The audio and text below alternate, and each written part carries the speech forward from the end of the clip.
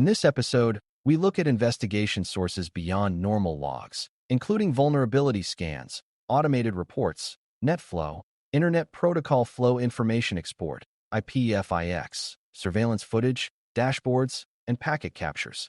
Logs are extremely important, but an investigation often needs more than log entries from systems and applications. You may need to know whether a system had a known weakness before the incident, whether a report had already warned about a risky condition, whether traffic patterns changed, whether a person physically entered an area, or what actually crossed the network during a suspicious connection. Each source gives you a different kind of evidence. None of them automatically tells the whole story alone. The skill is knowing what each source can show, what it cannot show, and how it helps you build a clearer picture of what happened. Before we continue, a quick note. This audio course is part of our companion study series.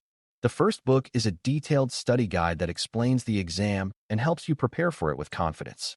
The second is a Kindle-only ebook with 1,000 flashcards you can use on your mobile device or Kindle for quick review. You can find both at Cyber.Me in the Bare Metal Study Guide series. Vulnerability scans are useful investigation sources because they show known weaknesses that existed on systems at a certain point in time.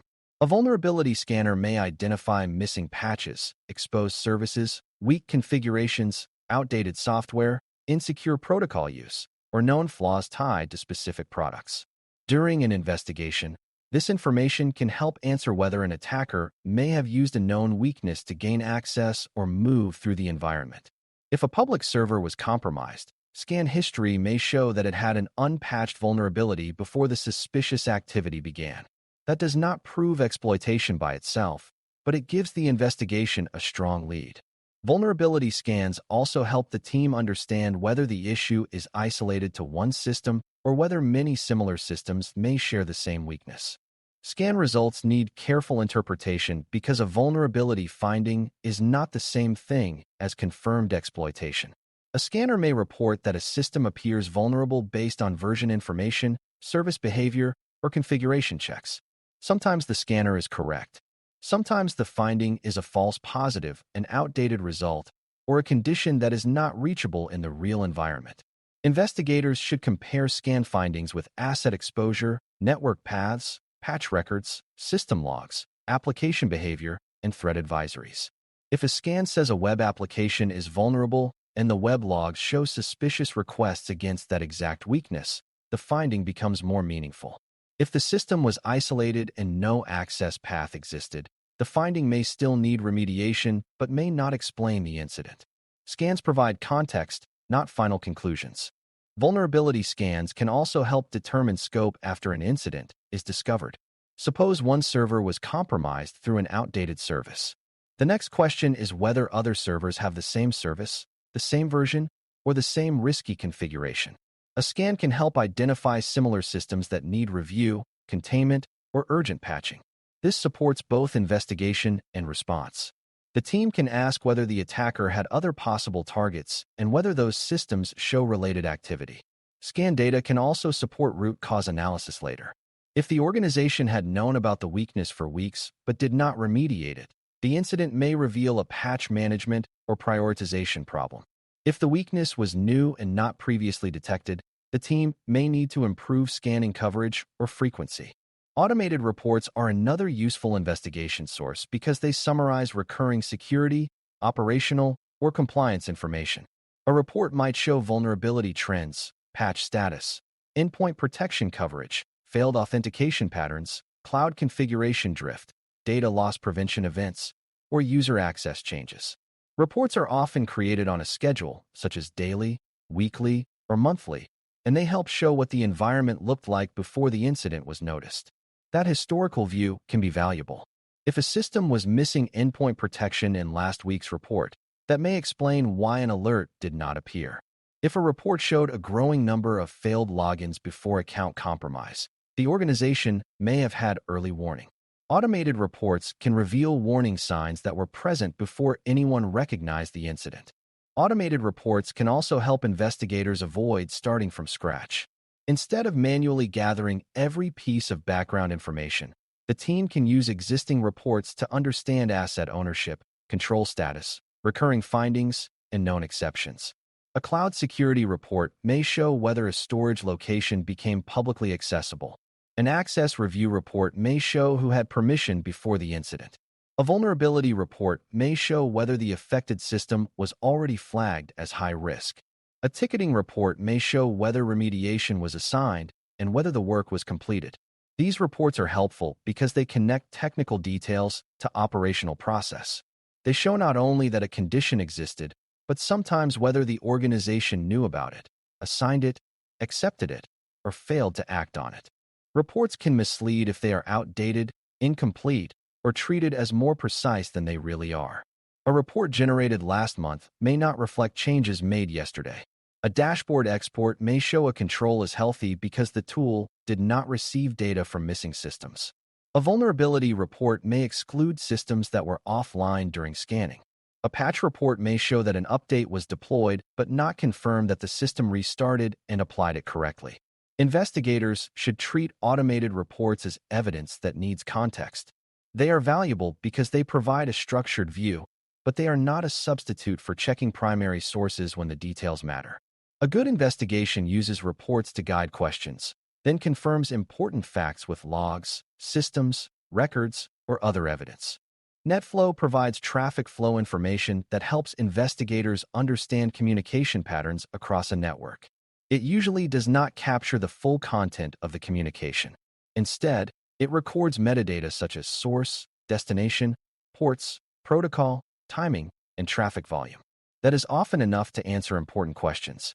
Did the affected server communicate with an unfamiliar external address? Did a workstation suddenly send much more data than normal? Did several systems connect to the same destination after a suspicious event? NetFlow is useful because it gives a broad view of network behavior without requiring full packet capture of everything. During an investigation, it can help identify unusual connections, possible data movement, command and control patterns, scanning behavior, or systems that may be communicating in ways they normally do not.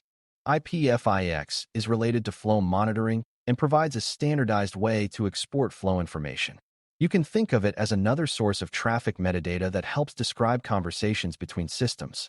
Like NetFlow, IPFIX can help show who communicated, when the communication happened, how much data moved, and what network characteristics were involved. That information can be especially useful when logs on an endpoint are missing, damaged, or incomplete. Flow data can still show that communication occurred even if the investigator cannot see the full content. It may also help confirm whether a suspicious system talked to other internal systems before containment. IPFIX and NetFlow do not usually prove what exact file or command moved across the network, but they help show the shape and direction of activity. Flow data is strongest when it is compared with other sources. If NetFlow shows a large outbound transfer, application logs may help show what action created it. If IPFIX shows a workstation connecting to many internal systems, authentication logs may show whether the same user account was used across those systems. If flow records show repeated connections to a rare external destination, threat intelligence, or domain name system, DNS, logs may help identify whether the destination is suspicious. Flow data also helps with timelines because it can show when communication started, stopped, or changed. The limitation is that flow records usually do not tell you the content or intent of the traffic. They show communication behavior, and behavior still needs interpretation. Surveillance footage can become important when an investigation crosses from digital activity into physical access. Cameras may show whether someone entered a server room, used a workstation, approached a restricted area, removed equipment, or accessed a building at an unusual time. This can matter if a device was stolen, a network cable was moved, a badge was used suspiciously, or a person claims they were not present when an action occurred. Surveillance footage helps connect physical presence with digital events. For example, authentication logs may show a local login to a workstation, and camera footage may help confirm who was near that workstation at the time. Physical security and cybersecurity often overlap because attackers do not always operate only through remote network connections. Surveillance evidence must be handled carefully because it may include sensitive images of employees, visitors, customers, or protected areas. Investigators should review footage for a specific purpose, preserve relevant clips properly, and follow organizational privacy and legal requirements. Time synchronization also matters. If camera timestamps do not match system timestamps, the timeline can become confusing. A person appearing near a door at one time may not line up correctly with a digital event if the camera clock is wrong. Investigators may need to compare camera time with badge access records, system logs, and known reference events. Surveillance footage is useful, but it is not perfect. Angles may be limited, images may be unclear, retention may be short, and footage may not cover the exact area needed. Dashboards provide a current or summarized view of security and operational conditions. A dashboard might show alerts, endpoint status, cloud posture, network health, vulnerability counts, authentication trends, data movement, or incident queues. During an investigation, dashboards can help a team quickly understand what is happening right now and whether the event is spreading. For example, an endpoint dashboard may show whether other devices have the same detection. A cloud dashboard may show whether risky permissions changed across multiple resources. A network dashboard may show a traffic spike that matches the time of the incident. Dashboards are useful because they bring complex data into a more readable view. They help the team orient quickly before digging into detailed records. Dashboards should not be treated as the only evidence because they often simplify data. A dashboard may show a green status even when a data source is missing. It may show a red warning that looks urgent but is caused by a known maintenance activity. It may aggregate several systems in a way that hides the one system that matters most. Investigators should use dashboards as starting points and navigation aids, not as the final word. If a dashboard shows an unusual spike, the next step is to check the underlying events.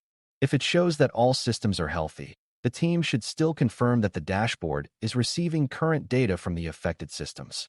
Dashboards are valuable because they help you see patterns quickly, but important conclusions still need supporting evidence.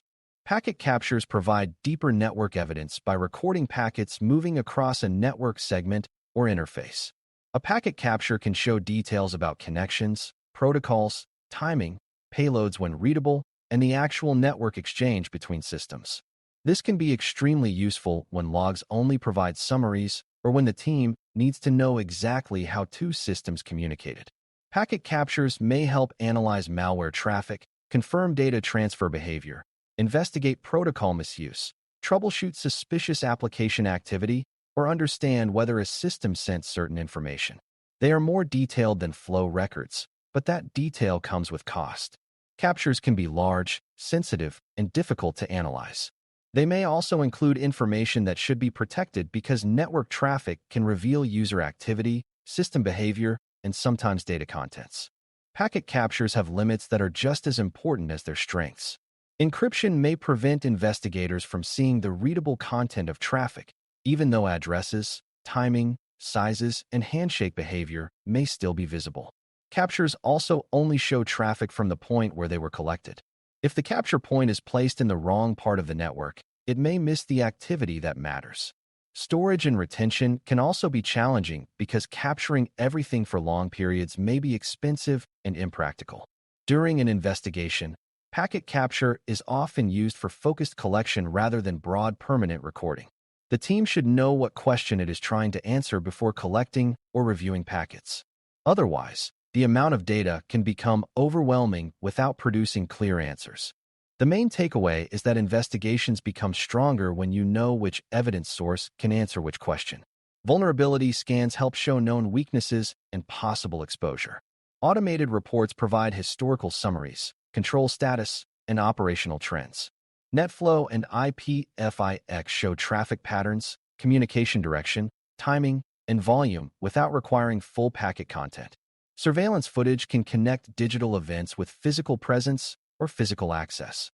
Dashboards help the team quickly understand current conditions and patterns, but they need confirmation from underlying data. Packet captures provide detailed network evidence when flow data and logs are not enough. Each source has limits, so you should avoid relying on one source alone. A careful investigation combines sources, checks context, preserves evidence, and builds a timeline that is supported by more than one view of the event. Thanks for listening. For more audio courses, daily newsletters, and more, please visit baremetalcyber.com.